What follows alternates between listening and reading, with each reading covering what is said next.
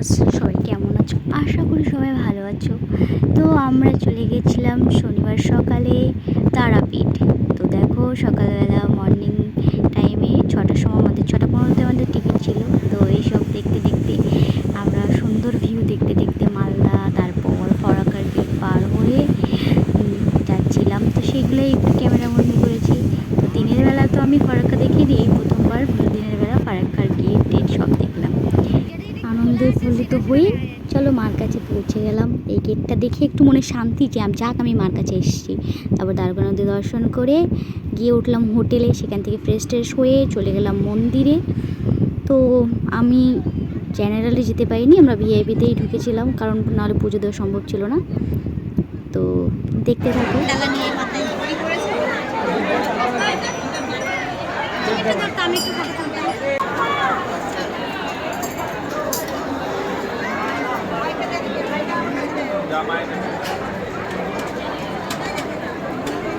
দেখছো ওখানে একদিকে আমরা ভিআইপি লাইনে দাঁড়িয়েছিলাম, আর অন্যদিকে ভক্তগণ প্রসাদ গ্রহণ করতেছিল। তো সেই ফাঁকে আমরাও কতগুলো ফটো তুলে নিয়েছি।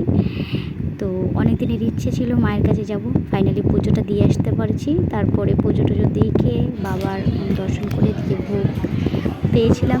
জানি না কোন ভাগ্য ছিল যে মায়ের ভোগ পেয়েছি।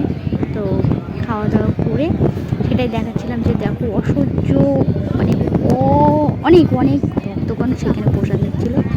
তো সেটাই আমি একটু ভিডিও করে নিলাম। তো এইসব দেখে আমরা চলে যাই লাস্টে শ্মশানের দিকে। এই যে শ্মশানে বাবার সমাধি আছে, যেখানে বাবা মায়ের চরণে দেহ ত্যাগ করছিল। এখানে মায়ের মন্দিরও আছে, এই যে বাবার সমাধি। আর এই বা সাইডে যে দেখলা ছোট ছোট দুটো ঘর, এখানে মায়ের পদচিহ্ন আছে। তো আমি সেখানে যাইনি, যেহেতু খেয়ে নিয়েছিলাম, মায়ের প্রসাদই খাইছি, তবুও কেন মন ছিল।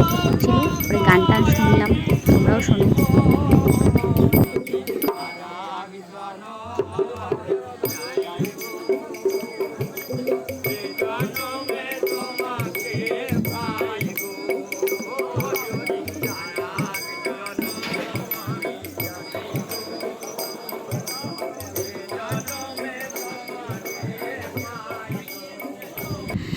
ওদিকে তো গান হচ্ছে, এদিকে এই তান্ত্রিক বাবাগুলো দেখো হোম করতেছিল।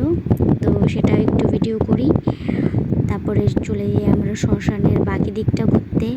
তো ঘুরতে ঘুরতে সন্ধ্যাটা হয়ে আসছিলো প্রায়। তো সেই জন্য আর অল্প একটু ক্যামেরাবন্দি করে পরে আমি আর আমার হাজব্যান্ড চলে যাই হোটেলে। সেখানে একটু রেস্ট নিয়ে বিকালে সাইট সিনগুলো ঘুরতে যাই, কিন্তু সেগুলোর ফটোগুলো তোলা হয়নি বা ভিডিও ভালো আসছিল না, সন্ধ্যা হয়ে গেছিলো, সেই জন্য আর ফুটেজটা নিইনি। রাতটা হোটেলে কাটিয়ে সকালবেলা গাড়ি, এবার যাচ্ছি বাড়ি। মাকে টাটা বাই বাই করতে করতে চলে গেলাম রামপুর স্টেশন, রেলওয়ে স্টেশনে। যাওয়ার সময় ভিডিও তুলতে পারিনি বা ফটোও তুলতে পারিনি, যেহেতু তারা ছিল মাকে পুজো দেব, আর বাড়ি থেকে না খেয়ে গিয়েছিলাম। তো আসার সময় একটু ভিডিও সুন্দর করে তুলে নিলাম।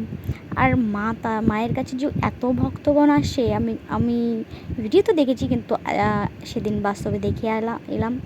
আর নতুন একটা কাউন্টার খুলছে, সেখানে দেখলাম নতুন নতুন মায়ের মুখমণ্ডল দিয়ে তৈরি করে ভালো সুন্দর করে একটা কাউন্টার তৈরি হচ্ছে, কিন্তু সেখানে ঢুকতে দেয়নি, কাজ চলছিল। তো দেখার সময় দেখে নিচ্ছি।